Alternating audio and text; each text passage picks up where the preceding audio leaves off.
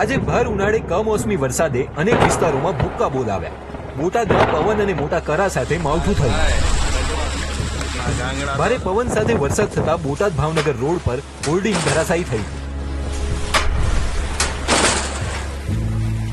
રાજકોટના કુકવાડામાં કરા સાથે વરસાદ થયો તો શહેરમાં પણ વરસાદી માહોલ જોવા મળ્યો। રાજકોટના વાતાવરણમાં પલટો આવ્યો હતો અને અચાનક ભારે પવન સાથે વરસાદી ઝાપટું વરસ્યું હતું। અમદાવાદમાં જાણે મિની વાવાઝોડું આવ્યું હોય તેમ ભારે પવન ફૂંકાયો। શ્યામલચાર રસ્તા પાસે હોલ્ડિંગ પણ પડ્યું હતું।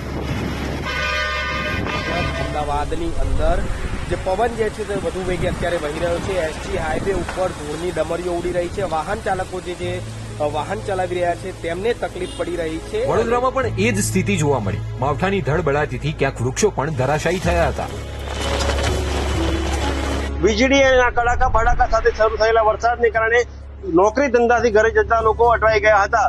શહેરના વિવિધ વિસ્તારોમાં વૃક્ષો ધરાશાયી થવાની ઘટનાઓ સામે આવી છે તો સોલાર પેનલો પણ ક્યાંક ક્યાંક ઉડી ગઈ છે।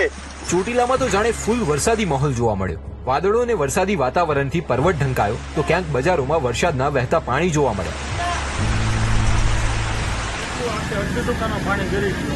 ભરૂચના અંકલેશ્વર અને હાંસોટમાં તો માવઠું જાણે આફત બની। પ્રસંગો માટે બાંધેલા મંડપો પણ ઉડ્યા હતા।